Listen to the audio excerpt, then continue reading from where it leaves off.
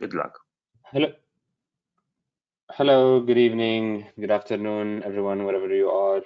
Um, Welcome to the third session of the Clinical Research and Publications Pearls.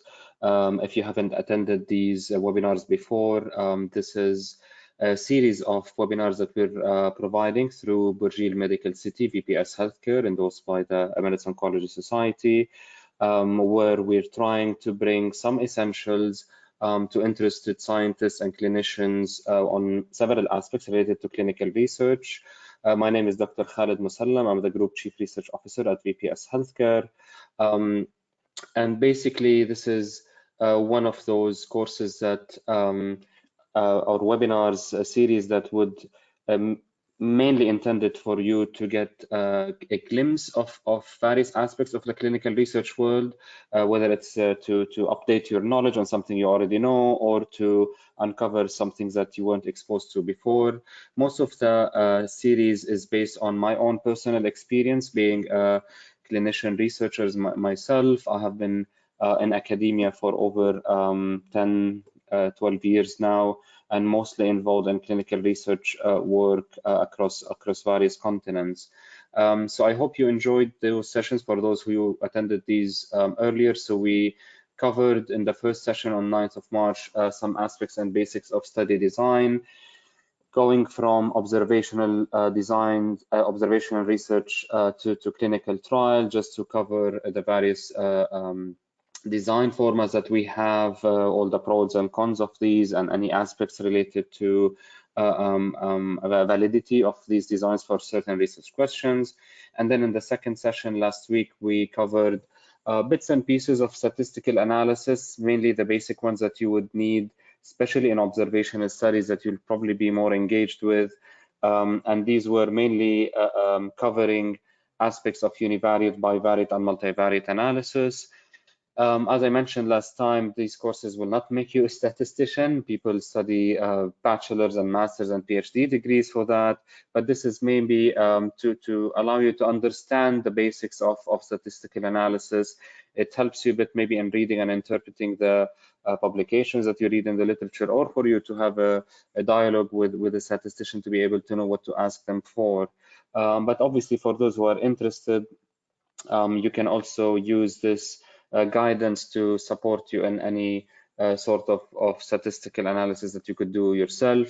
We may also do some sessions after these series, hopefully maybe by mid of the year, that are more practical to go over some statistical software programs and how to use them. Today's session, the third session, is entitled Do's and Don'ts and Results Interpretation. Probably it's the shortest one, so probably we wouldn't need more than 45 minutes for today. And this is going over a few things that I felt always cause confusion whenever you're interpreting papers or you're writing papers yourself.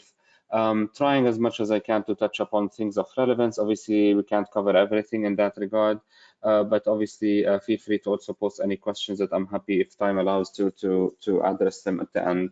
And next week will be our last session in this series, which will be more focused on how to write papers or how to what to pay attention to when you're planning to publish your work, your data, your studies, and some tips and clues from my own experience in manuscript and publication writing per se.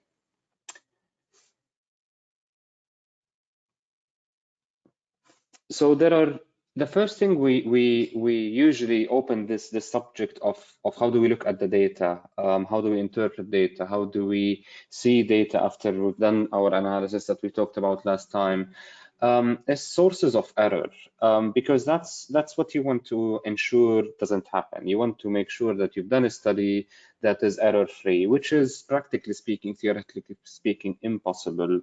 Any study, any published clinical trial, even of the top research group evaluating a top-notch therapeutic intervention, you're bound to have some sorts of errors that are not necessarily intentional, but that's the whole beauty of statistical analysis, that there is some subjectivity to it at one point, and even in the objective part, it's almost designed in a way that it's impossible to achieve the things that you want in an accurate way per se.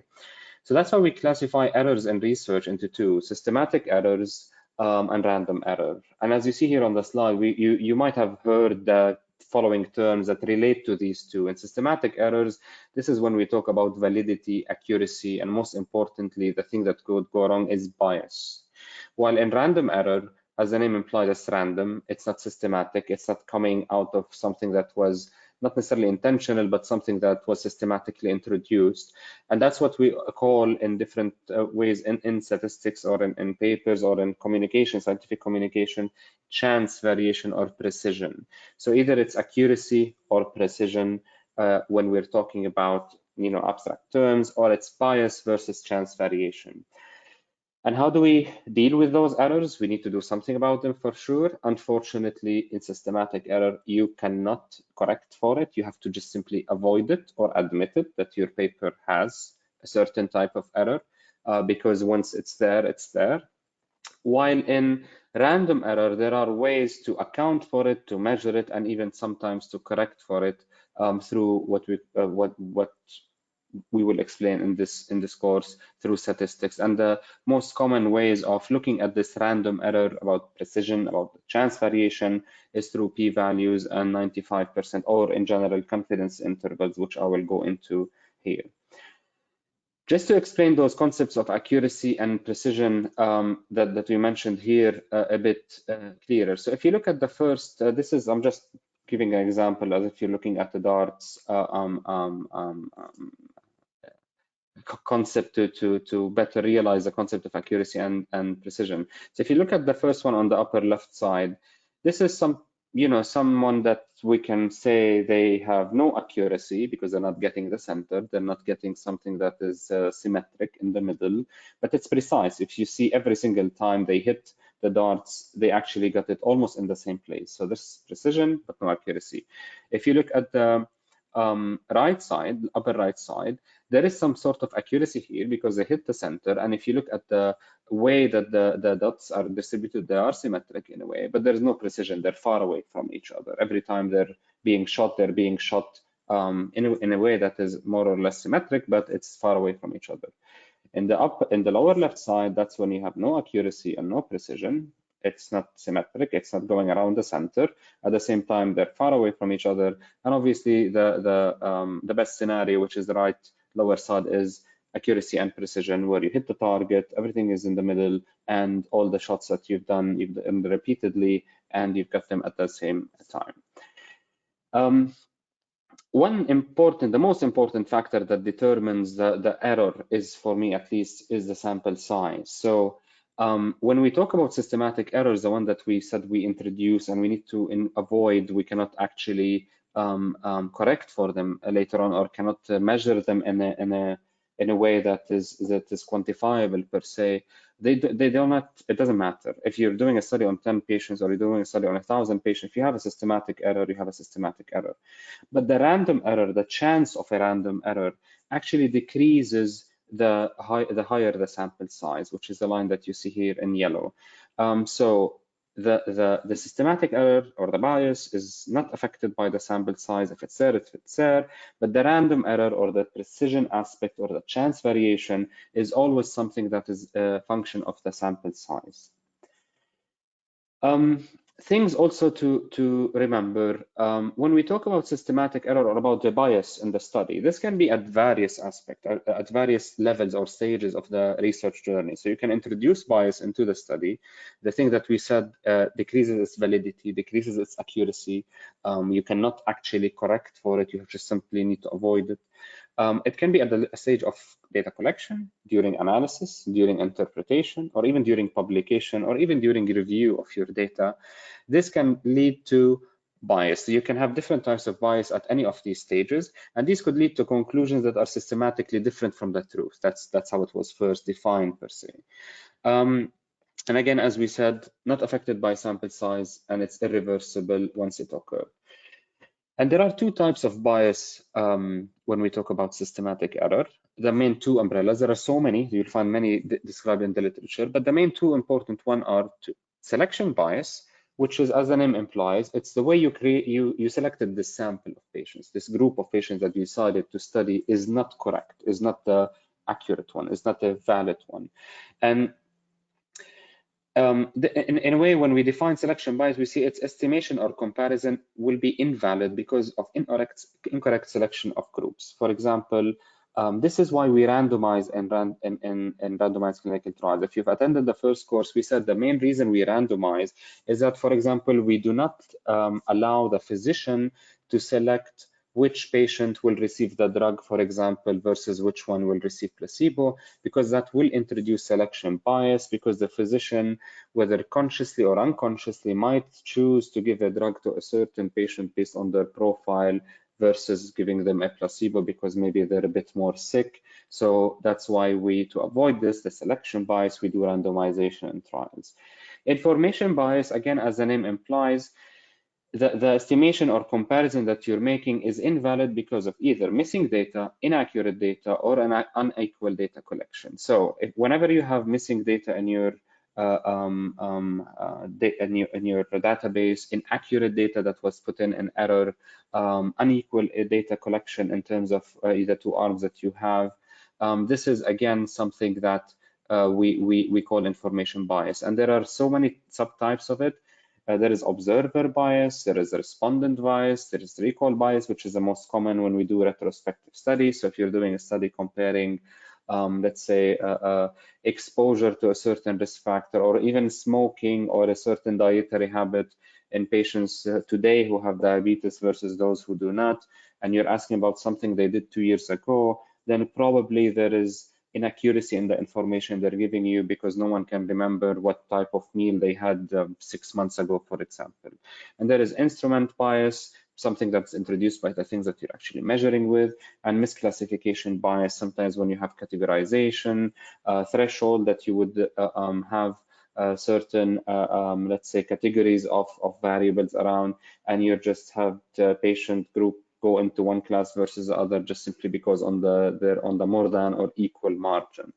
One thing I wanted to note here is that generalizability is not a form of bias, but a measure of external validity. So when we say in the sometimes in the limitation or in the introduction or in the comments that you receive from reviewers of your paper, and they say this data is not generalizable, it doesn't mean necessarily that it's biased. It doesn't mean that you selected the wrong sample. You did the study sample properly, but the external validity, not internal validity, is something else. It's if you study the population of breast cancer women in the UAE, you can say that maybe the findings I had here that do not apply to the whole region, do not apply to women with breast cancer in Europe, for example. But that doesn't mean that your study is biased or you selected the wrong group. It's simply a measure of generalizability. Again, I just already gave you an example, but other example of bias is that, for example, in case control studies, in a case control study that you're assessing smoking versus breast cancer risk. So you want to see if smoking increases breast cancer risk. So if you remember in the first session, we said you take your cases, which are women with breast cancer, and then you need to have controls. So your controls need to be a woman without breast cancer. If you just went next door from the oncology department to the department, the pulmonary department, and you selected your controls from there for women that don't have breast cancer, that's not the best control, because obviously these patients are in the pulmonary department for a reason, and they're smokers, and they're probably at risk of cancer or less or more of cancer for a different reason. So the best control would be to go to people, for example, outside the hospital setting, so they don't have additional risk factor that might jeopardize the risk of outcome. Or for example, this is one type of selection bias. Information bias could be anything that we have lost to follow up, like you've heard this term, that you do a cohort study on socioeconomic class versus survival in cancer. And then any patients who left the country, immigrants, are considered lost to follow up and data discarded. You just don't want to consider them in the analysis anymore. That creates information bias because maybe people left the country because of a certain ailment or because of a certain socioeconomic condition. So you already removed a group that has some sort of information that could have been relevant to your study, but you decided to ignore it. Otherwise, you need to keep those patients, include them in that study, or do a sensitivity analysis with or without them. When we go to chance variation, or what we call precision, which is the reflection of the random error, this is calculated through p-values and confidence intervals. So p-values, we call it in the field of hypothesis testing, while confidence interval, this is the interval estimation. You will see recently that there is a trend. Before I explain what these are, I'm not going to go into the mathematical explanation, but more into the real interpretation of those. If you talk to any modern day statisticians, at least, and epidemiologists, they do advise, everyone now is advising to move away from p-values and rely on confidence intervals. Even most journal guidelines today, they do advise you to use confidence interval over p-values, even not to even put p-values because they could be misleading. These are at least for observational studies. But sometimes you do need, because in confidence interval, as you see in a bit, it gives you a range of assessment, while a p-value, sometimes we look at it as a black or white. A p-value of less than 0.05 means significant, more than 0.05, it's not significant. And as much as we want to move away from this and give the statistics and interpretation the uncertainty it deserves, rather than saying it's working or it's not working, sometimes you need a black and white answer. And that's why most of the time in randomized clinical trials, as much as now if you submit your randomized trial to New England Journal or to the Lancet, they still ask you to put not only the p-value, but also the confidence interval. We do still need to have those p-values, because if you are a regulator, for example, and you want to make a decision about a drug for approval, you can't say it may work or may not work in this certainty. You need a clear answer to decide if you would approve the drug to go into the market or not. That's why p-values obviously are still essential when you need to make a strict decision about something. But when you were reading as scientists, we need to make sure that we're not victims to what p-values are telling us and what they're not. So what do p-values really mean? So a small p-value, which we usually set at 0.05 or 5%, indicates strong evidence against the null hypothesis. So you reject the null hypothesis. So we usually, when we do research, we try to put a hypothesis. What do we expect to see? What do we want to see? That there is an association between smoking and lung cancer. And your null hypothesis is the opposite of that. So that there isn't an actual association between the risk factor and the outcomes. So if consider the 0.05 as a measure that indicates how strong the evidence is against the null hypothesis. So for your hypothesis. So a large value is the opposite. It indicates weak evidence against the null hypothesis. So you fail to reject the null hypothesis. So the opposite of what you wanted to say is actually most likely the case. I know it's confusing. I don't personally know why we always explain things like that, that we create a hypothesis, then reverse it, say this is the null hypothesis, the opposite of it, and then the p-value reflects that. So if the p-value is low, it's a good thing. So one thing to make sure is what I have here in the light blue is that you can think of the p-value as a probability that you will mistakenly reject this null hypothesis, which is the opposite of what you want to find. So if the probability is low, this is a good thing.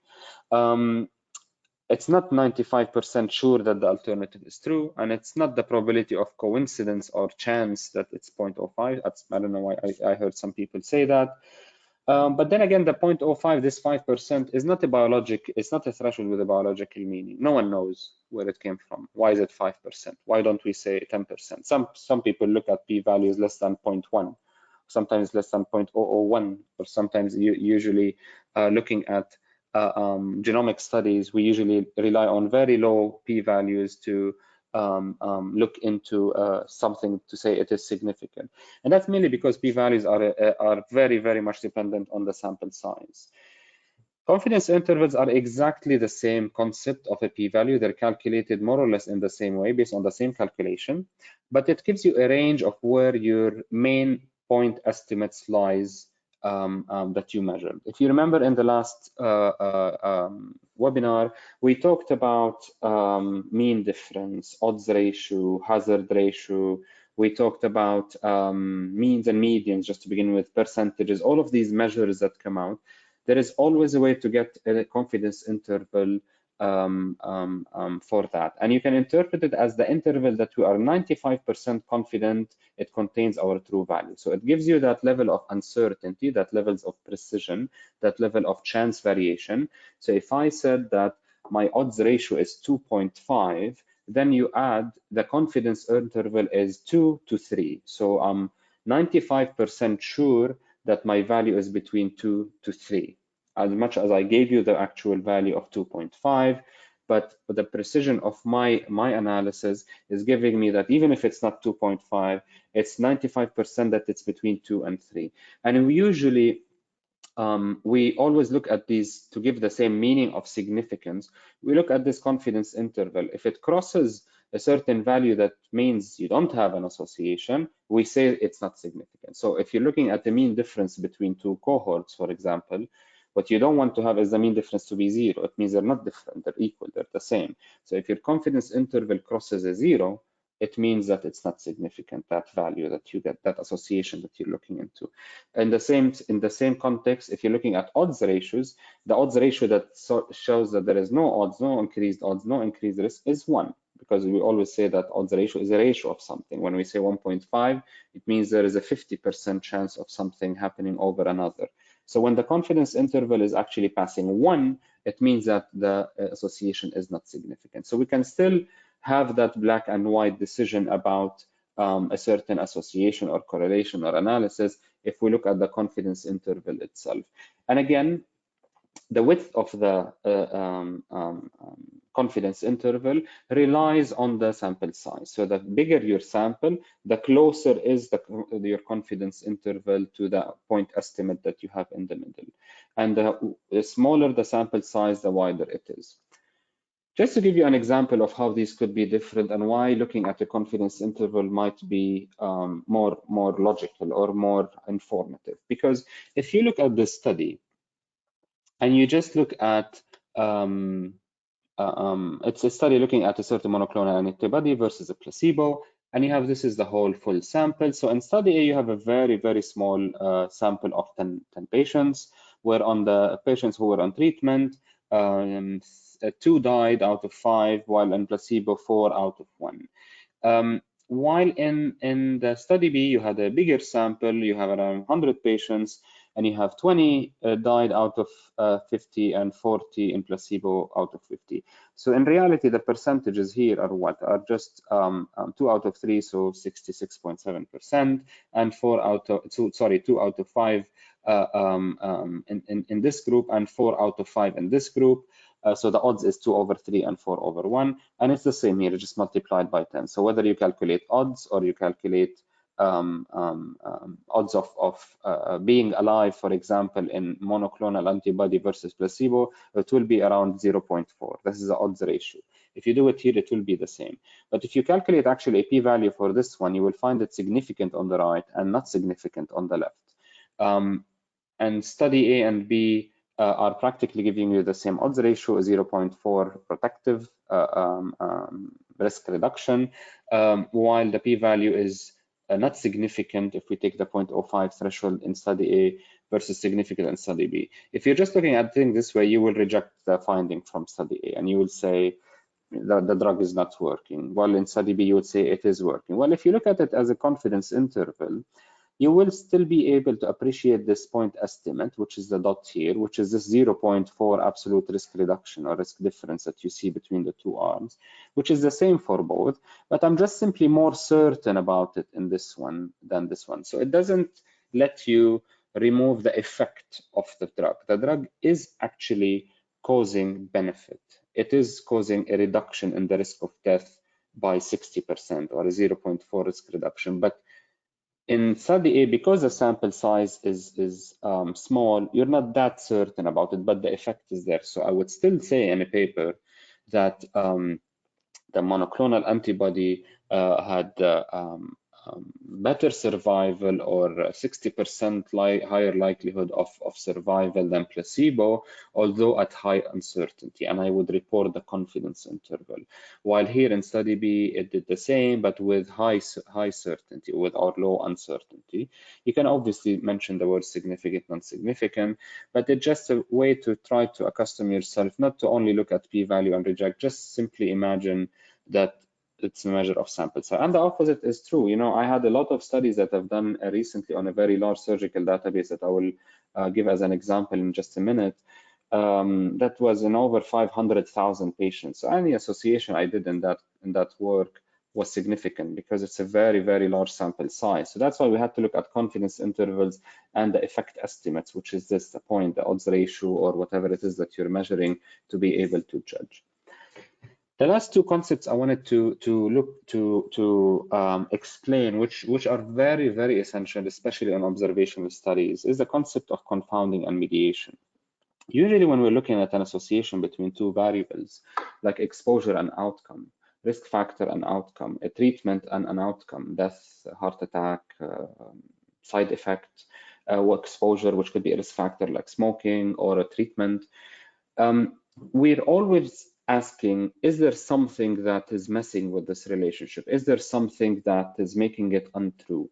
And you've heard probably the term confounder. And for something to be considered a confounder, the definition of it is that this is this third variable, which is linked in a way. It can cause your risk factor. It can cause the exposure, as you see here. There is an arrow between confounder and exposure, and it can also cause the outcome. These two conditions need to be applied for something to be considered a confounder. So it's not part of a causal pathway, and I'll say what that means because that's the other thing that's called mediation. So I always actually literally draw this on a piece of paper. If I'm thinking, should I correct for this as a confounder? It might be something that is affecting, making my data not true. So if you take today, you made the global study on the association between gray hair and heart disease, you will find an association. You will definitely find an association between having gray hair, and having heart disease. Does that mean that if is gray hair actually causing heart disease? So if someone is young but they just happen to have gray hair, they will have heart disease? Or someone just simply dyes their hair gray, they will have heart disease? Or if someone has gray hair and they dye it back to black, they will not have heart disease anymore? That's not the case. It is, you will find an association. It will be a significant p-value. It will be a high odds ratio. But this is because it's confounded by something, which is obviously here age, because age can cause gray hair and age or aging can cause heart disease. That's why you're finding this association between gray hair and the disease, which is myocardial infarction or heart disease. The same thing, you know, obviously that's like an extreme example, a simplistic example. One of the examples was in the past that there was a strong association or correlation between coffee drinking and lung cancer in the early days of uncovering how lung cancer develops. But in reality is that they found that the confounder here is smoking, because most people who drink coffee, many of the people who drink coffee are actually also smokers. And smoking also many people who are smokers are also drinking coffee. So smoking can cause you to drink coffee. And many people who are smoking smoking can cause lung cancer. So it was a confounder. So coffee itself does not cause lung cancer. It was the cigarette smoking that's a confounder. And I hope that was clear.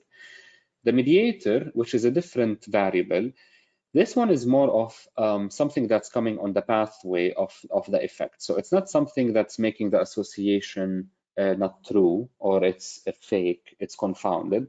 It's just a mediator. So in reality, the arrows go this way. The exposure could cause the mediator, and then the mediator can cause the outcome. So it's just one pathway whereby our risk factor can cause the outcome. For example, we can say that smoking can cause heart disease directly, but it can also cause diabetes, and then diabetes would cause heart disease. So there are two ways that smoking can cause heart disease. It's either directly, as smoking causes heart disease, so an effect on vessels, or smoking increases the risk of diabetes, for example, and diabetes increases the risk of heart disease. So this one, we call it a mediator. Now, first of all, how do we think of confounders? Sometimes you get this very, for me, annoying comment from journal reviewers, oh, you did not correct for all confounders. I always reply and tell them, can you please list those confounders? What do you mean? Because this could be a long list of things you can think of,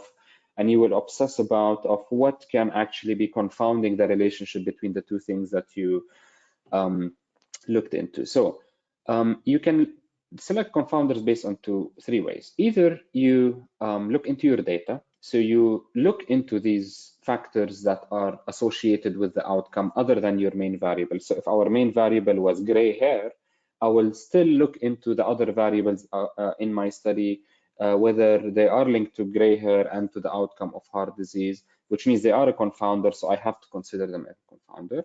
Or you can select those things to test for as confounders based on simply clinical judgment, clinical sense. So if you expect that traveling means you're sitting for a long time, and sitting for a long time can affect this risk or this exposure, you can just simply consider it. If you also have some sort of sense of confounders from the literature, for example, the example that I just gave, that smoking causes diabetes. So how do I know that smoking causes diabetes? It's something I know from the literature already. So you can select confounders in a way that is either statistical based on your data, things that you already see they have significant relationships with your exposure and outcome, or based on prior knowledge, clinical knowledge of your own or data from the literature. Usually I use a combination of those. And if a reviewer wants, or a statistician wants to challenge me, I just invite them to tell me which other things you want me to correct for.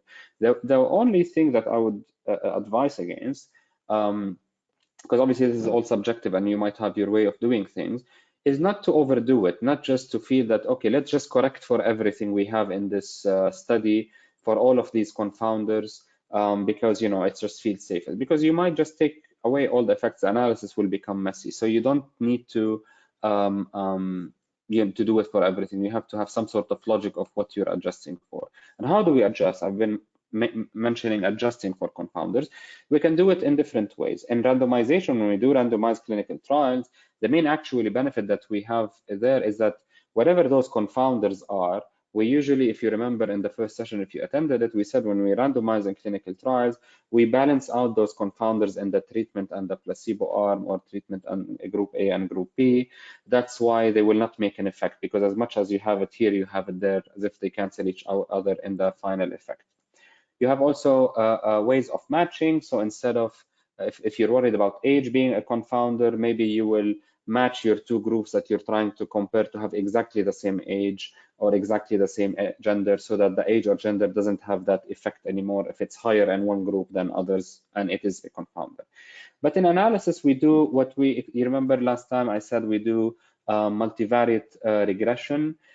And this is the main reason we do it, is to correct for confounders. This is what we call adjustment.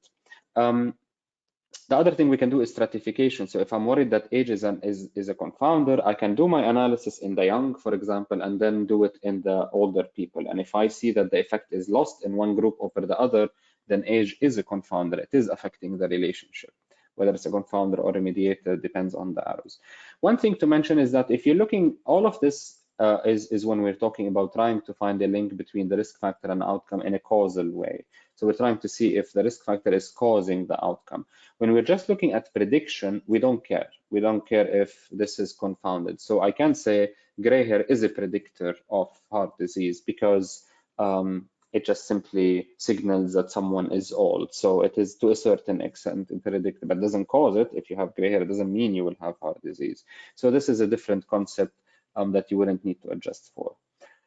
And when you want to interpret this causality, you usually have to see what you're looking at. So last time we explained odds ratios. And if we do this adjustment in the multivariate regression, and our odds ratio after adjustment for age or gender or whatever confounders you adjusted for went from 2.5 to 2, what does that mean? It means that my odds ratio, 0.5 of it was fake, was because of the confounding effect. and the 2 is the real one. So because these are odds, so everything is more than 1. So 50% of the relationship between, let's say, smoking and heart disease was confounded by something else, while 100% because the odds ratio of 2.5 means a 1.5 increased from the 1, so 150% increased odds. So 50% of it was odd, but was wrong, but 100% of it was right. But if we look at things as mediators, we explain it in a different way. So if we go after adjustment from an odds ratio of 2.5 down to 2, it means that I still have a 150% effect, 150% increased odds, but maybe 100% of it is direct, and 50% is explained by that mediator. Like we said, smoking, diabetes, and heart disease. If the odds ratio, if the increased odds is 150%, and it went down to 100%, then 50% is through that pathway mediated by diabetes, and the rest is the direct, we call independent way from smoking. I'll just look into one example to just explain things for you. So this is a study that we did to look at smoking and risk of mortality and vascular disease and respiratory events in patients undergoing major surgery. This was a very large database. I think we analyzed around 607,000 patients.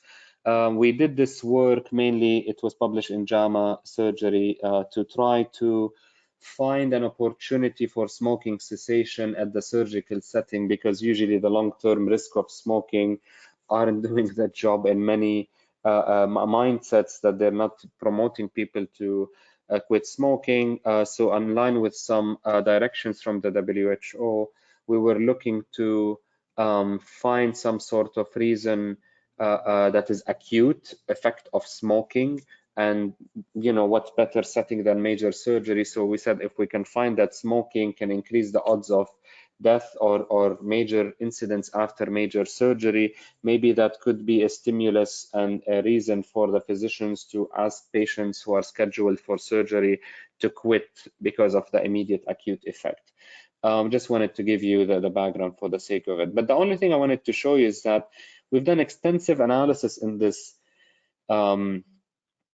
study. So when we first looked at, we were comparing mainly never to past to current smokers. So past meaning the ones who quit. And if you look at our first table, which is just comparing the various different other risk factors in the study for the outcomes of death or cardiac or respiratory disease, to compare their prevalence, their percentage in the 3 groups, we don't even report p-values here because the sample is 600, everything will be a 0.005. So we didn't even choose to report significance in this. We just wanted to show the difference in percentages in between groups. But then when we did the multivariate regression to see the odds of let's say here we have mortality, arterial events split into myocardial infarction, cerebrovascular, venous events, deep vein. Let's take mortality, for example, just to have it as an example. You see here that if we don't do any adjustment, if we look at the odds of death in patients who were current versus the referent, which is the never, it's 1.15. While if for past smoker it was 1.36, so this is unadjusted. Then we did 2 levels of adjustment. In model 1, we adjusted for all risk factors that are confounders. So if you look here, we explain what these are in adjustment in model 1. And we say that we adjusted for all potential confounders, like age, because age, maybe if you're older, you're more likely to smoke and you're more likely to die. Sex can also be linked to mortality in a certain way, and to smoking habit, race, various levels of functionality, obesity, etc. So any behaviors that indicate that the person is most likely to be a smoker, and the same behavior is actually more likely to cause them to die, we consider them risk factors, and we adjusted in this model 1 to see how the odds ratios actually drop. So from 1.36, it went down to 1.00 here, for example. So everything was explained by past smoking. Sorry, by the confounders. Or here, if you look at the arterial events, it went from 1.88 to 1.28. So it means 60% of that effect that we saw was actually confounded. The true effect is 28% increase in death. In model 2, we wanted to see to to take this true value of 1.28 and then also adjust it for mediator, so that we remove the effect explained by smoking causing something else, like smoking causing heart disease, and then heart disease causing myocardial infarction after surgery. And then we were able to remove 8%. So that's 20% that is left. I can confidently say that this is the independent effect of let's say past smoking here, or 65% is the independent effect of smoking that is not confounded and not mediated by something else.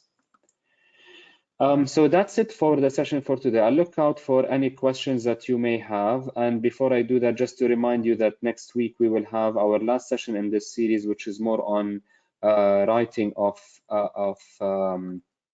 manuscripts. Let me see if we have anything in the chat. Please feel free to type anything. We have around 5 more minutes.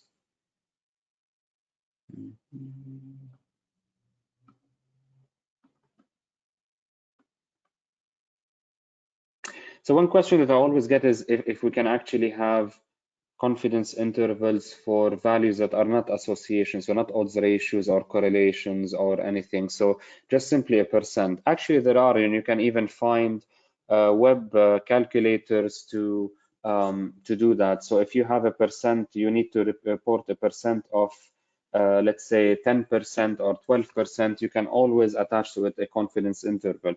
Why is that nice? Because it helps you actually put a context of the sample size into your point estimate, which is the value, let's say the 20% or 30%, in case you want to compare it, for example, to the literature. So if you have in the literature, someone reported a prevalence of something of 13% and you reported 25%, maybe you can report yours with a confidence interval to see if it's wide enough to include that 13%. It means you can actually be comparable. It's just a matter of the sample size that you chose versus they chose.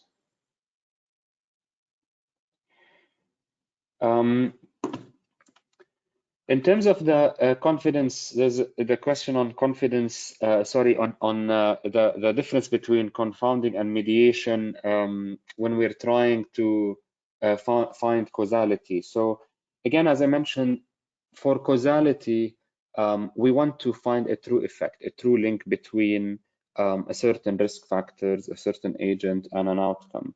But obviously, there are always so many things along the pathway. There isn't a direct effect as we might see it, because you can go down at the cellular level and see that one thing causes another. So mediation is not that important to look into if you just want to see if your agent is truly causal. That's where you look at confounding, because confounding is actually telling you that one thing is associated with another. It's a fake relationship. It's not there. It's because of something else. Mediation, you only look into it when you want to go into the details of why is this risk factor connected to the outcome. Is it just connected independently of the other things I know of, or is it because of those other things? But you will never be able to keep correcting and adjusting for every known potential mediator. So if you look at